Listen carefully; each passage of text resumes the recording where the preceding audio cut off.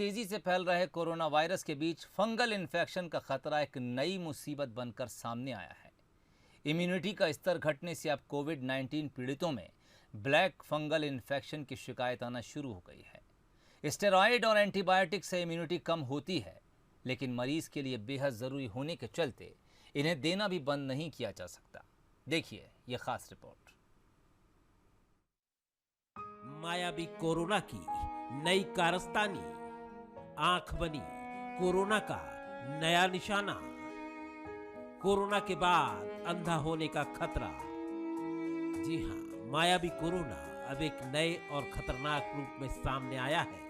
अब इसकी वजह से लोग अपनी आंखें भी गंवा रहे हैं। भोपाल में ही बीते 10 दिनों में ब्लैक फंगल इन्फेक्शन के करीब 50 मामले सामने आ चुके हैं।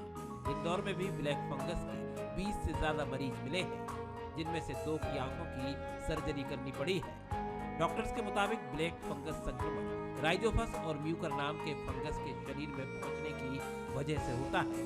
ये नाक और मुंह के रास्ते छोटे छोटे कणों के रूप में शरीर में पहुंचता है। संक्रमण की शुरुआत साइनस से होती है, जो समय रहते इलाज नहीं मिलने पर ब्रेन तक को संक्रमित कर देता है।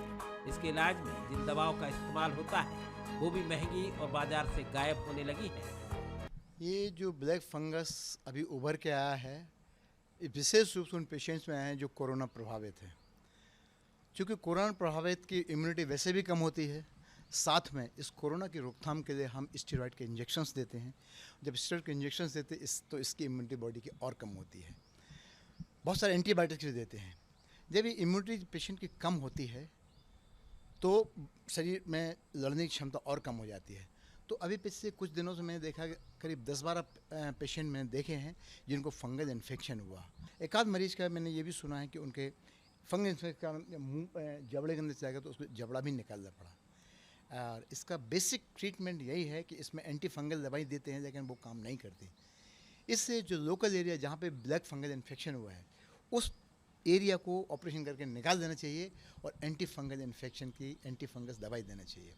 जो सबसे इफ़ेक्टिव दवाई है anti fungal, black anti fungal, that is amphotericin B, जो आज की डेट में शॉर्ट हो गई है और इसके रेट भी बहुत लोगों ने बढ़ा दिए हैं। डॉक्टर्स के मुताबिक कोरोना के इलाज में दिए जाने वाले स्टेरॉइड और हायर एंटीबायोटिक भी कहीं ना कहीं ब्लैक फंगस इन्फेक्शन की वजह बनते हैं। सिर्फ एमपी ही नहीं बल्कि देश के कई हिस्सों में ब्लैक फंगल के मामले तेजी से सामने आ रहे हैं, जिसके चलते आईसीएमआर और राज्य सरकारें भी सतर्क हो गई हैं। मध्य प्रदेश के चिकित्सा शिक्षा मंत्री विश्वास सारंग का कहना है, स्वास्थ्य अधिकारियों को इस फंगल इन्फेक्शन की स्टडी के लिए निर्देश दिए गए हैं और इसके इलाज में काम आने वाली दवाओं की आपूर्ति पूरे प्रदेश में की जाएगी। मेडिकल कॉलेज के सभी डीन को मैंने ये निर्देश दिया है कि ब्लैक फंगल इन्फेक्शन या और कोई भी इन्फेक्शन, उसको लेकर पूरी तरह से हम विगत दिनों आए हुए केस के हिसाब से स्टडी करें और ये सुनिश्चित करें कि हम क्या कुछ कर सकते हैं कि ये फंगल इन्फेक्शन हम रोक सकें। उसके लिए सेकेंडरी इन्फेक्शन ना हो, उसके लिए सुचारू व्यवस्था स्थापित करने के लिए भी हमने निर्देशित किया है।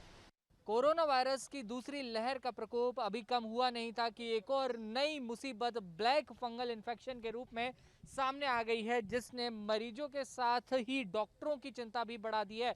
राजधानी भोपाल में बीते 10 दिनों में ब्लैक फंगल इन्फेक्शन के 50 से ज़्यादा मामले सामने आए हैं। हालांकि ये फंगल इन्फेक्शन जो है इम्यूनिटी की कम होने की वजह से होता है, जिसके चलते कोविड जो पेशेंट्स हैं उनमें ये इन्फेक्शन ज़्यादा देखने को मिला है। और इसके पीछे का एक कारण स्टेरॉयड और एंटीबायोटिक्स की जो मात्रा है वो भी बताया जा रहा है। लेकिन एक्सपर्ट्स का कहना है कि एंटीबायोटिक्स देना मरीज को बेहद आवश्यक होता है, वो किसी भी सूरत में बंद नहीं किया जा सकता। और फंगल इन्फेक्शन से बचने का एक ही उपाय है कि ज़्यादा से ज़्यादा इम्यूनिटी बूस्ट करने पर ध्यान दिया जाए। फिलहाल राजधानी भोपाल समेत पूरे प्रदेश के अस्पतालों में इस बात पर रिसर्च चल रहा है कि किस तरीके से अब ब्लैक फंगल के इन्फेक्शन को रोका जाए। इसके लिए जो ज़रूरी दवाइयां हैं उनकी भी कमी कहीं ना कहीं अब सामने आ रही है। एक्सपर्ट्स ने हमें ये जानकारी दी है, लेकिन शासन प्रशासन का दावा है कि जल्द ही ब्लैक फंगल इन्फेक्शन की तमाम जो दवाइयां हैं उनको भी उपलब्ध कराया जाएगा और ये मुसीबत और ना बढ़े, इसके लिए जो एक्सपर्ट्स हैं वो स्टडी कर रहे हैं और जल्द से जल्द इस पर काबू पाने की कोशिश की जाएगी। कोरोना को लेकर हर रोज नई स्टडी सामने आ रही है और इसके इलाज के बाद अब कई इसके साइड इफेक्ट भी दिखने लगे हैं जो जानलेवा साबित हो रहे हैं। जाहिर है कोरोना को लेकर न केवल सतर्क रहना है बल्कि इससे जुड़ी नई सूचनाओं को लेकर भी अपडेट रहना होगा। बासु चौरे, बंसल न्यूज, भोपाल।